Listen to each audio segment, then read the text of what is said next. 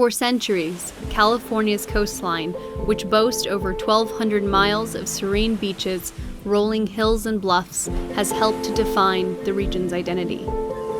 The coast has always captured the imagination of countless residents and visitors alike. It's a source of recreation and economic activity for Californians and home to critical natural ecosystems. It's the state's pride and joy.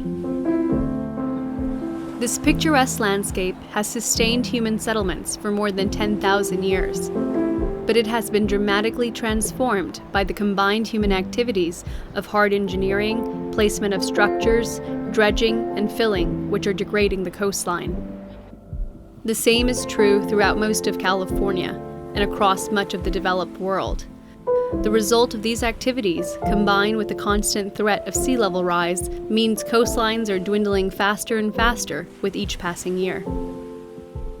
Up and down California's coastline, bluffs and beaches are eroding, homes are flooding more often, sometimes at a rate of twice per month, leaving local governments with traditional interventions that are costly and short-term. These vulnerabilities put communities, businesses, and livelihoods at great risk. More than $150 billion in property is at risk of being destroyed by 2100, dwarfing the damage done even by the state's most devastating wildfires and earthquakes.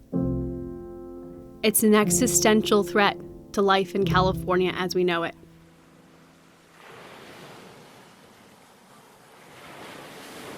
Just north of San Diego, on an exposed stretch of State Beach, a confluence of problems related to sea level rise created the need for a lasting solution.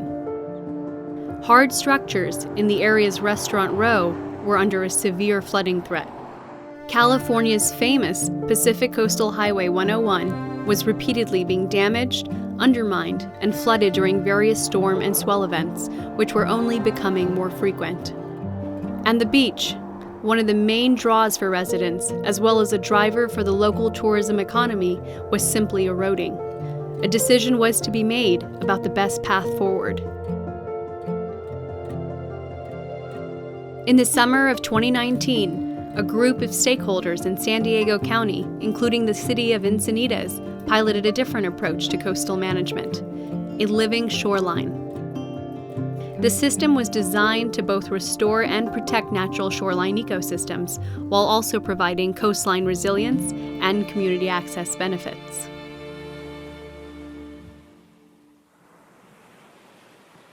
I'm a surfer. I grew up surfing in South Florida, so my interest in coastal engineering really came from that. I was always at the beach, watching waves, watching the sand move along our shorelines. Having an understanding of coastal processes really helps you be a better surfer. I got involved with the Cardiff Living Shorelines project about 5 years ago. The genesis of the project is really this roadway behind me. During the last couple of decades, there's been flooding and undermining of the roadway that's led to these emergency actions taking place. So realizing that they've already had these problems and projecting that into the future of more frequent and severe events, the city wanted to take action. Seawalls, groins, levees, and other types of hard infrastructure are the common solution. These changes are known as coastal hardening, which include changes made incrementally and with good intentions to improve the safety and prosperity of coastal communities. Engineering often required public works assistance to come down, restack the rocks, clear off the road, and make sure it was safe for public to use. And this was something that they had to do more and more and more. It was just like these ad hoc efforts, one after another, that were happening, but no big picture planning was taking place. These short-term fixes were becoming repetitive and costly. Additionally, coastal hardening projects are single-use infrastructure, designed simply to keep water out and keep the sand where we want it, with little to no consideration for the most important aspect of any shoreline, its ecosystem. One thing has become clear over more than 10 years of doing this work, and that is that some of the easiest and cheapest solutions are natural climate solutions. The Living Living Shoreline project has a lot of really great benefits. It has created new habitat for potentially endangered species on the California coast, like the snowy plover. It has created a space where it's no longer flooding into the Coast Highway, which is a really iconic roadway in California. So we're creating more connectivity and space for people to use over time. These are our sand fences. Our sand fences were placed at a 45-degree angle to predominant wind direction. And these are a common feature used on East Coast projects, but actually for our project, we didn't have a lot to base our design off of. So we were looking to New Jersey and Florida design manuals to learn about sand fencing and how to design it to help capture sand in the foredune before it goes blowing into the roadways. We had the Nature Collective on board to help inform the design, bring in the right plant communities for our project.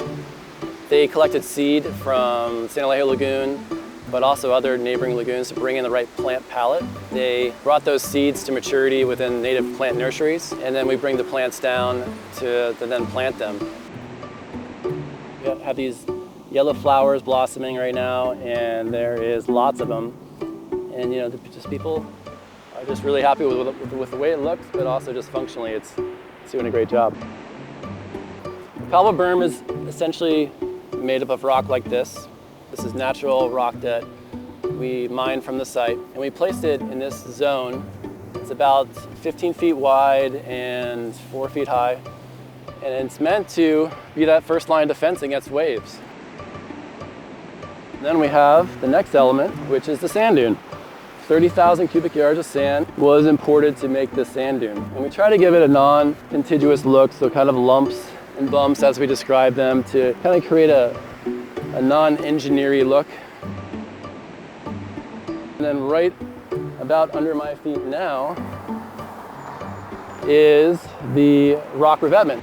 The rock is buried by a lot of sand, and at the shallowest point of the rock revetment is about 2 foot of sand cover. So we want to keep enough depth of sand so that habitat can establish, and as you can see, the habitat is doing quite well. So one thing we heard loud and clear during the feasibility part of this project was the need for a connection from north to south. Before, there was this 4-lane roadway and no real dedicated shoulder for pedestrians.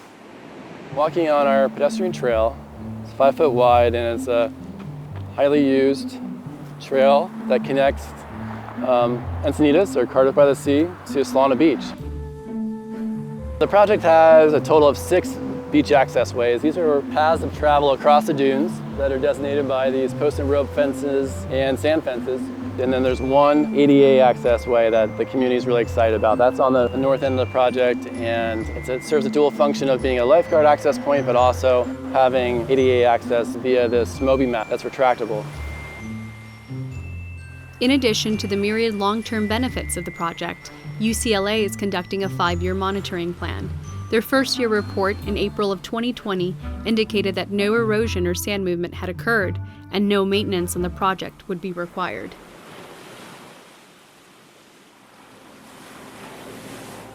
I think one of the most unique things to this project is the partnership that was built. So you have the U.S. Fish and Wildlife Service and the federal government. You have state parks, you have the State Coastal Conservancy, the city, the San Alejo Lagoon Conservancy, now known as the Nature Collective, UCLA, and the Scripps Institution of Oceanography. In considering long-term coastal resilience, the city of Encinitas carved out a specific role that helps prioritize these projects. My role is very unique. I am a coastal program administrator, and I don't know any other cities on the coast that have this specific role. These types of projects that blend the natural environment with hard infrastructure, with public access on the coast. This is a great formula to use for future projects. The Living Shoreline project has been successful in making this coastal area more resilient, but this is just one stretch amongst thousands of miles of coastline nationwide. Many are vulnerable, and coastline resilience needs to be taken seriously by stakeholders across the region and country. If we don't take steps now to make ourselves less vulnerable to the impacts of coastal flooding, working with nature instead of against it, we will not be prepared for the future.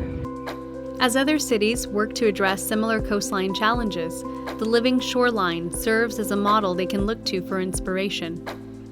The project showcases best practices in resilient project design by incorporating environmental, community, and economic benefits, building the region's capacity to absorb future shocks while addressing everyday stresses.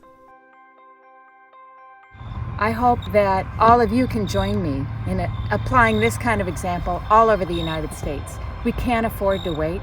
Now is the time to act. We owe it to our children and our grandchildren.